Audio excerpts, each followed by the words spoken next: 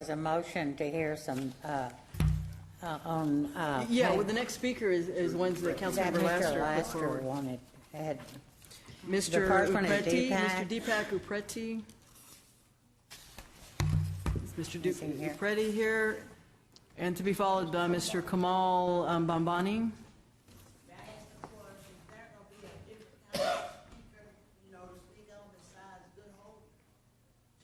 Anybody who signed up, mostly it's Good Hope, ma'am. Okay. Go right ahead, please. Good afternoon. My name is Deepak Upreti. I'm working in the Rockdale Apartment homes.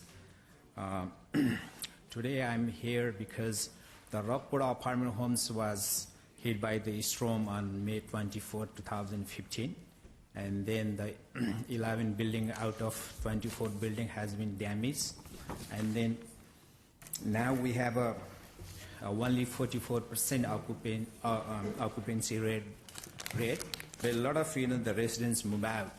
The bill, we have 6 invoices and 6 meters for the water bill, and every month average we are paying like $25,000 to $27,000. But it's still, we have only 44 occupancy rate. The almost 55% went down. It's still we are receiving the same bill, same amount, almost like 25,000, like that. And then. Thank you, sir. Your time has expired. This is an issue with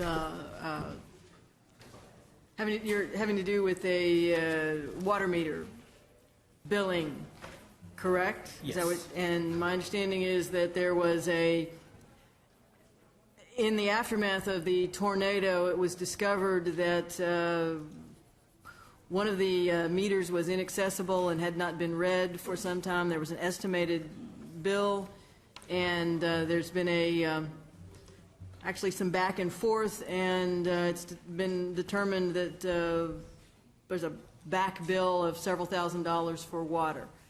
Is there some other issue with this apartment that I'm not aware of? I want to talk about this. The meter number is, the account number is 1-843-128-11161. We are talking about this.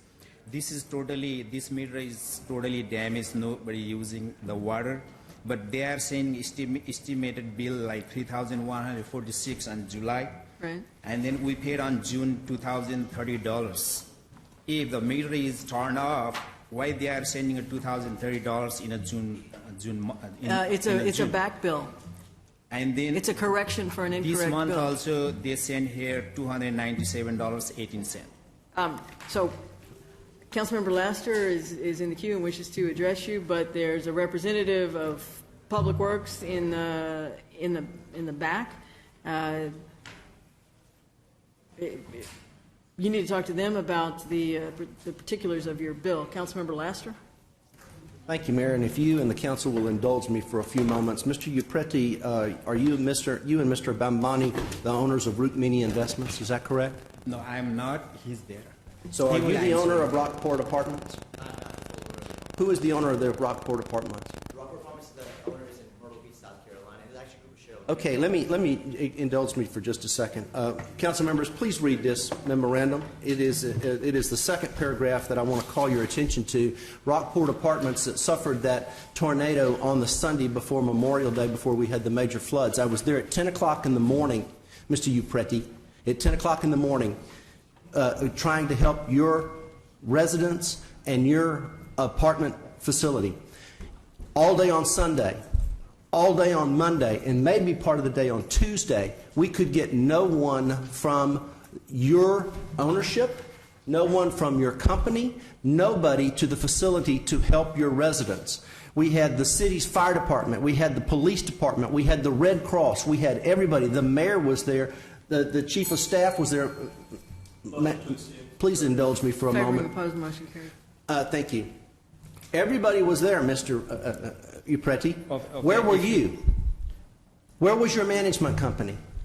Management company is a Rookmini Investment LLC. So let me just say, there's a word in West Texas, excuse me, just a minute, Mr. Upreti. There's a word in West Texas that we use. It is some kind of chutzpah that you are here today to talk about a water bill when the city has just spent thousands upon thousands upon thousands of emergency services dollars to help your facilities and your residents. And I got to tell you something, I'm going to call you out on something, and this is not in my nature, but quite frankly, Rockport Apartments is a slum, and you are a slum owner. And I wouldn't put my dog in your apartments. As we did a search through that facility, we found tires in apartment complexes. We found all kinds of problems. So I am hoping, Mr. Upreti, that every health code violation that you are under scrutiny for, you will get a citation for. I'm hoping that every occupancy violation you are under scrutiny for, you'll get a violation for, or get a citation for. A motion to extend. Actually, I'm we don't hoping have that enough, but you can. Oh, I think you just keep going. I am hoping that every health code violation that you clearly have, you're going to get a citation for. Now, it is my historic preference in every water bill that has come before this council that I've asked that there be corrections, and I hope you get that corrected too. But I want to know, what are you going to do? What are you going to do to protect your residents? What are you going to do to clean up that slumlord of a place that you have on that piece of property, in addition to getting your property, you're getting your water bill fixed? You want to tell us what you're going to tell to the people of District J on how you're going to clean that up? And if you can't, I'll be glad to ask the same question to your colleague. Okay. If you give me a permission, because he is my supervisor, he will answer your question. I'll take it. All right. Thank you. Thank you. You're the next speaker. Go ahead. Yes, sir, I am. When do I start? You can make your statement. Sure. First, I want to thank you guys for everything you guys have done for us, okay? We've given, I mean, everybody's based their own opinion about what you think it is a slum or if it's high end. I mean, it goes from Toyota to Mercedes. I mean, we're all people here. But at the end of the day, we did the best we could. We came here for the water bill. We didn't come here to get attacked, okay? We took care of the situation with Mr. Neal. Mr. Neal had been with us since whenever we got out of town. It was Memorial Day weekend. Unfortunately, we were not in town. We were celebrating the holiday for our troops. I'm sorry where everybody was out of town. Okay, we support our soldiers and the troops that are overseas and the people who have died for our country. So, again, our ownership, our company, our management, whatever you might think, we apologize on our behalf for not being there. But you guys are there for us, and I really appreciate everything you guys have done. The water bill is what we came here for, not to get attacked. So, we have given all the money back to the residents who are actually staying on our property. Before the tornado, it was by God, not us. We were on green standings with every single apartment in our community. After the tornado, yes, it was a disaster. We could not control that because it's a natural disaster. I don't know what else to tell you on that end. Thank you. Council Member Laster. Mr. Bombani, Yes, thank you sir. for your statement. Sure. You're not here to be attacked, but we are going to tell the truth about what you're doing in District J. Yes, sir. And we are going to tell the truth that you are a slumlord and you run a slum. That's Okay. what I'm going to tell. That is not a matter of opinion. That's a matter of objective recognition when you drive through and you walk through your facilities. And I wouldn't let my pet stay in your facility. Okay. Now, I want to know, where was your management and why weren't you there to help those people on Sunday morning? And we couldn't find you on Sunday, and we couldn't find you on Monday, and part of Tuesday, I don't think until we found you. And we had to bust into your office to find out how to get a hold of you folks. And then you still didn't show up to take care of your residents. Where was the owner, and where was your management company? With all due respect, again, we said we were out of town. We were on the holiday. We're not expecting this You to have happen. nobody in town to take care of these We sent a facilities. leasing agent out there. She was threatened. We had a police report also with it. She came on post along with an assistant manager who was on post as well. They were all threatened. The police didn't do anything about Mayor, it. do you have any idea how much money the city spent at that facility to help these people who were desperately in need of help? I do not. It was a significant amount of. We had everybody there. We had police security for your facility for a week plus. We had fire security for your facility for a week plus. We had food distribution there. We had a storm center distribution center right there for your facility. So I hope you get your water bill fixed. Yes, sir. I really do. Yes, sir. But more importantly, I hope that your residents can find another place to stay. I hope that the city does everything within its legal capacity to shut you down because you are a slumlord. Thank you, sir. If you'll turn around, Mr. Norman, raise your hand. He can help you with figure out what's going on with the water bill. My understanding was that there was a previous meeting on that, but Sure. we'll try to work it through. I don't have enough time to extend time, but, well, actually I do now, if there's a motion. Favoring, opposed, motion carries. Councilmember Starting. I'm going to support my colleague in the fact that I am, anyone that knows me knows that I do not tolerate slums, and I don't understand. You say you were on holiday. Someone had to be responsible for that property, and you left it in the care and custody of whom? Who was in charge that you left it in custody with? Our leasing agent, her name is Juana. She was on property at the time. She was threatened as well. The police had to protect her because the crowd was getting kind of crazy towards the, I guess, whenever the mayor was on the property.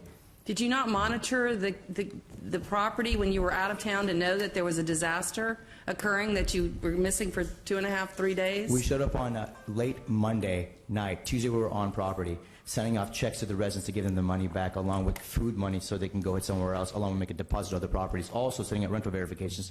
If the property is in, I actually impacted I actually helped change the law with regard to multifamily habitability, Yes, Chapter ma'am. 10.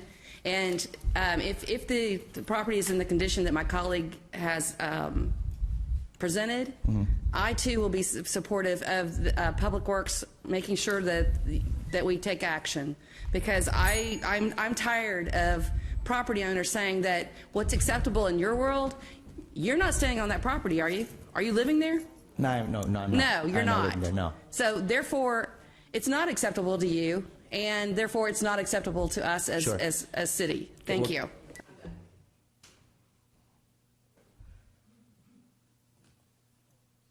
Councilmember Wynn. Thank you, Mayor. Mr. Balmani? Yes. Right here. I, too, am in support of my council member colleague over there. While you were not taking care of your residents, guess who took care of your residents? It was District J and District F. Sure. We took in those people that lost their homes, and I saw the look on the children's faces. They didn't have a place to stay. That was devastating. So let me ask you this. Where were you on vacation on holiday?